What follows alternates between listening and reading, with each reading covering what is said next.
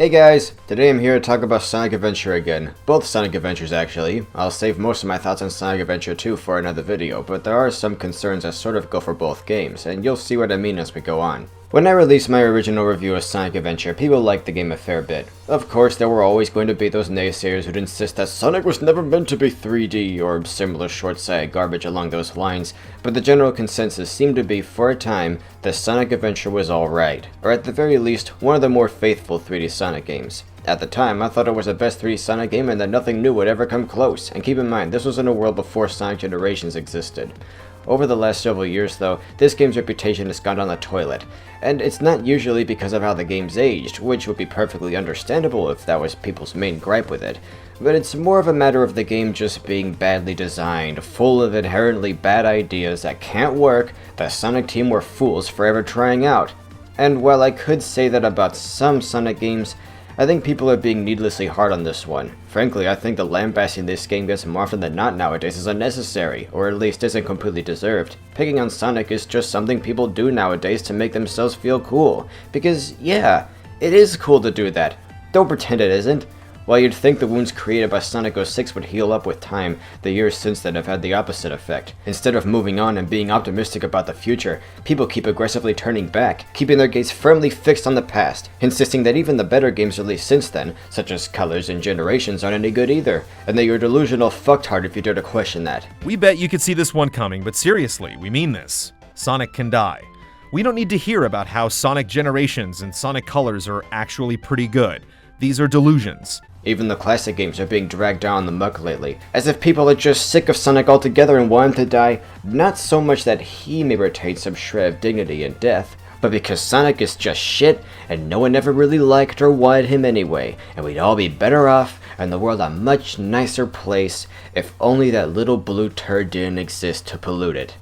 And you know, it really doesn't have to be this way. It never did. With the rising quality in games like Colors, Generations, those racing games and so on, it seemed that Sonic's downhill spiral was over. He was making a comeback. A pretty meager comeback, but still an earnest effort. People were starting to be hopeful about whatever Sonic game came next, and even the people who have always been adamantly against the very idea of Sonic kept quiet because they could no longer pretend that these games weren't at the very least competently made. Then Rise of Lyrics sauntered over and took a big ol' shit in Sonic's bed, ruining everything overnight.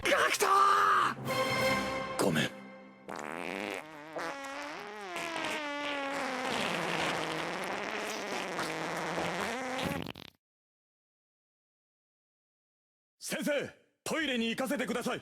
もちろんどうぞ。でももう少し早く行ってくれれば。 Suddenly, everyone who'd been chomping at the bit for years for some of that good old anti-Sonic clickbait felt emboldened, taking the worst Sonic game released since Sonic 06 as a sure sign that this was just more of the same that we'd been getting for the past 5 years. But the dark age of Sonic was not back per se, rather it never ended. It's always been going on. It's cool and hip to hate on Sonic again because people don't like nuance. They claim to, but they really just want to be able to lump all these games together in one camp that justifies their own little perspective that keeps things nice and simple and easy to understand. Want to be another YouTuber who thinks they're a game design genius? Just say the Sonic is bad, that's a good way to get some traction, and people will take you seriously for it too.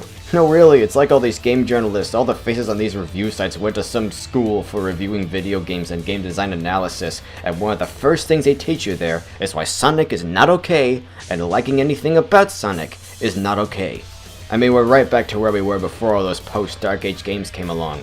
All that time, all that work, steadily rebuilding Sonic's reputation, and all it takes is one game that some people like and some people don't, and then one bad game, and those prior games may as well have never existed. Now every day there's another article saying all the same things we've heard 1,000 times before, the kind of things people used to say all the time, that Sonic isn't quite what he used to be, and that he's had a consistent downturn ever since going 3D. Good God, I'm so tired of this. And I knew it was gonna happen. I said so at the end of my Rise of Lyric review a year ago. The recent bashing Sonic has received in this last year have gone so ridiculous that even Sonic's creators have been browbeaten into basically changing their apology for the quality dip in Sonic's late 2000s entries to essentially include Sonic's more recent outings too. Well, until they release another good game, which I still believe is well within their ability to make, and with no major releases this year to set Sonic back on track again, I've got to find another place to defend this series from, and I've chosen my favorite 3D Sonic game, Sonic Adventure.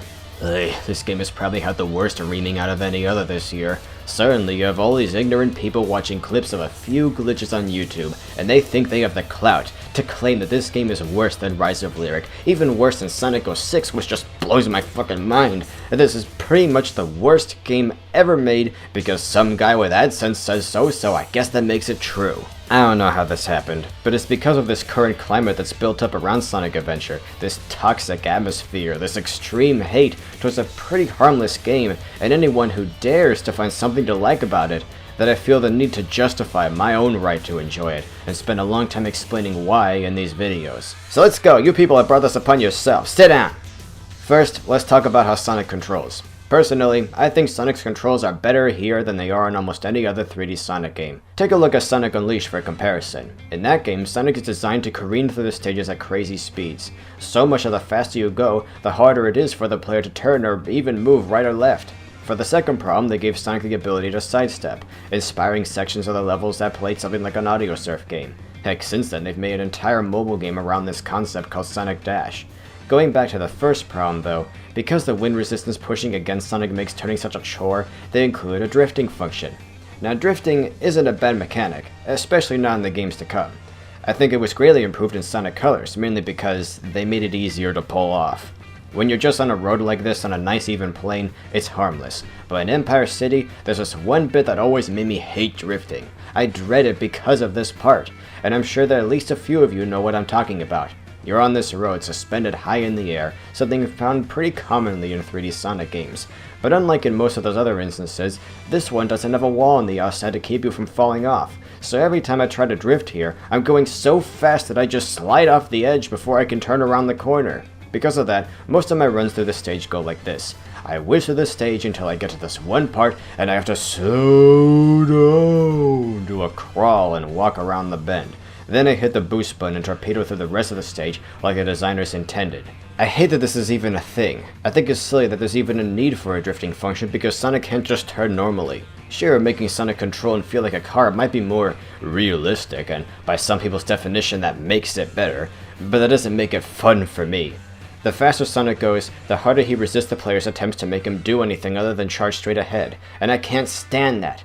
Now Sonic Adventure is the complete opposite of this. It doesn't have any of these problems because this Sonic controls much more comfortably, for people like me anyway. Sonic's controls never really change. Sure, there are physics at work. If you try to run up a wall, you're not going to go far if you haven't built up a lot of speed beforehand, and you'll retain more of that speed if you attack it from an angle than if you're going straight up the side. And limitations like this are perfectly reasonable and necessary to make controlling the character feel organic and consistent. But on flat ground, no matter how fast you're going, Sonic doesn't get hard to control in the way that Unleashed Daytime Sonic does. There is no wind resistance pushing you back. You can just turn on a dime as easily as if you weren't running at all, and I love that. For some people, it has the opposite effect. They don't expect Sonic's turning to be so responsive. They expect something to push them back. So when they try going somewhere else, they fly off the level into an abyss because they didn't expect Sonic to just go off like that. For me though, this is why I like playing as Sonic. When I'm running around in Sonic's world, I like to go wherever and do whatever I want without the game trying to hold me back. Sonic's wacky controls make it easier for me to do a lot of things that are simply harder in other games, and that's what makes him such a joy to control in my eyes. I play something like the daytime stages, and sure, I may be faster, but I still feel nerfed in pretty much every other way because the game is designed to hinder me. Sonic doesn't put up any fight at all in this game though. You tell him where to go and he just goes like it's a cartoon. And that's how it should be. At least I think so. Some of the other core characters, like Tails and Knuckles, control almost exactly like Sonic does, and the side characters control pretty differently, but we'll get to them all in due time. Point is, Sonic's controls are pretty crazy, but seeing the way the world is built around him is for the best. One thing that does bug me though, is some of the scripted events. Having a few of these set pieces is fine. My biggest problem with them though, is the weird relationship these stretches have with players. In this game especially. In the classic games, making it through a loop was simple. You just built up enough momentum before you ran into it, and if you had enough force, that would carry you through the loop. Simple, easy, it works. Doing this in 3D complicated things though, since they now had to choose between either programming the camera to follow Sonic through the loop, or move it to the side and let the player rush through it like they did in the classic games, and hope they don't fall out of the loop since they are still on a 3D plane. Now as you can see in this gameplay footage for Sonic Exodus, the former is actually really easy to accomplish, at least nowadays. So I imagine they tried to set up like this in development, but it gave playtesters motion sickness or something like that. In later games like Sonic Generations, they sort of fix this problem by making these areas automated. They usually have a speed booster placed at the bottom of the loop that forces you through it before you can make a mistake and blame it on the game. But before that, there was a weird time when they didn't know how to handle these areas at all. The worst it ever got was in Sonic 06, where some parts were almost completely automated, yet would drop you like a bad habit sometimes, completely out of your control. You'd have no say in the matter. You'd be completely at the game's mercy, and the game would just let you down sometimes and you'd die. What about this game though? It's weird, but workable. First off, there's still a point that triggers Sonic to go through the loop, but it's not completely automated. You still have some say in what happens to Sonic inside the loop. Basically, when you hit a section like this, the game expects you to just keep holding forward as if the camera was still directly behind you, ignoring the change in perspective, until Sonic is free from the loop. If you try to follow the camera around, if you suddenly hold right or left or wherever seems appropriate at the time, anything could happen. Sonic might phase through the loop, or he'll fall off the edge of the side, or he'll fly out of it, or heck, he might even shoot straight up and land on top of it. Simply put, the game is confused, and its attempts to correct itself just make things even wonkier. These are the sorts of things that happened to me a few times when I first started playing games like this until I realized, oh, I'm supposed to keep holding forward and let the game do all the work. It's weird, yeah, but like I said, you just have to hold forward in these areas and not resist the game at all. Because of this, I don't like scripted events in 3D Sonic games. They're great for spectacle, but only in small doses, when they don't go overboard. And when they happen in this game, you just gotta go with it. You have to understand that this is a very old game, and the things they were attempting to do at the time was new territory where these developers had no experience. So if this is the best way to make it work that they could come up with at the time, then I applaud them for saving the game from becoming an unplayable mess, even though there are those who continue to insist that it is just that. Seeing some of the content that was cut from the game, I can only imagine how many rebuilds they had to go through just to make this feasible. Honestly though, that's my number one problem with this game. Aside from that, these stages are pretty well designed. There's a good blend of running and jumping with lots of platforms that don't just float there mysteriously, and are a part of the environment in some way or other that not only makes the world feel more solid and real, but prevents them from ever being too far out of the way and slowing Sonic down much. There are a few instances where you have to be careful climbing along monkey bars or things like that, but that's like 1.5% of what Sonic does in these levels, and they have a very nice flow the rest of the time. The levels themselves are pretty linear sometimes, but they don't really feel that way because the terrain is always changing. It's always opening up a little bit, and there's so many twists and turns that it doesn't really feel like you're restricted to a track. It feels like you're running around a landscape with layers, even when that isn't completely true. Point is, it does a much better job hiding its linearity than a lot of other 3D Sonic games do, by making what is essentially a track feel more like it's just part of a much larger world, something they don't always succeed at doing. And some parts really aren't that linear, but we'll get back to that when we talk about the zones in greater detail. Going back to the scripted sections, see this? People like me are used to bits like that, but it turns out a fair number of people can't take it. Whoa, whoa, look at you and your secret. Whoa, whoa, Jesus Christ! God. Oh my God! That's too fast. This game goes between like kind of slow and far too fast for the human eye to fucking appreciate. Jeez. Woo! He's a hedgehog, man. He's gotta go fast. Oh my That's God. his intention. Doing it. Oh my God in heaven. Okay. Okay. Oh. All right, let's try that again. Oh Make God. Sure I got that locked and loaded. I guess there's another thing. Okay. Well, All right. All right. What? So How now do you I'm ever here. know where you are? At any time. Welcome to Sonic the Hedgehog. God, man. Whoa! Shit, dude. Sonic Boom was a massive improvement on this. I mean, there's really no doubt. People still say this game is fantastic. Really? Yeah. I mean, I'm sure that they believe what they're saying. I mean, they must feel it in their heart, but wow. I know it's strange complaining about a Sonic game, a game where you're meant to go fast being hard to follow, because it's kind of missing the whole point, but yeah, this is a thing. Some people really can get ill playing or watching a game where things like this can happen at any moment, like they're being dragged around on a leash back and forth. I think this is one of those things that makes Sonic such a niche thing, is that these camera angles and speedy bits make it downright unbearable for some people. So if they can't get a kick out of that, what is there for them to enjoy? I'm not trying to use this as another excuse to discredit critics or take potshots at them by saying they have a weak stomach or whatever.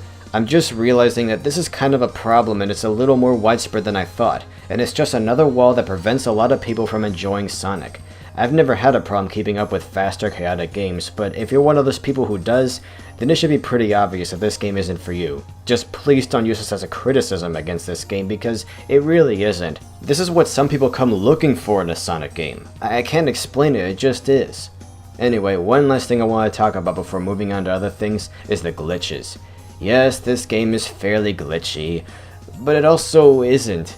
See, the original Dreamcast version was never completely airtight, but it doesn't have nearly as many holes as its various ports made over the years do. I've heard that this part that kills players like me when we get here in the GameCube version barely ever happens in the Dreamcast version. Does this mean that Sonic Adventures DX ports are buggier and worse than the original version? Yes, and unfortunately this is the version most people are going to play.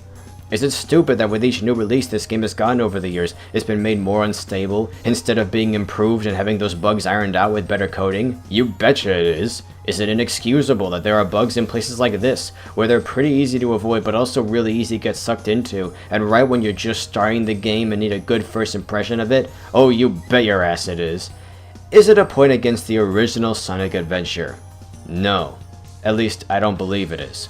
A lot of this footage is from the DX version of the game, since that's the version I have. I never owned a Dreamcast, and I'm sure the original game still has its fair share of glitches, but it's not nearly as big or pervasive of a problem as a lot of people claim it to be. Old games are buggy sometimes, they just are. However, saying the game is shit because of issues found in its ports is no different than saying Sonic the Hedgehog 1 is a shit game, because Sonic Genesis on the Game Boy is a shit port.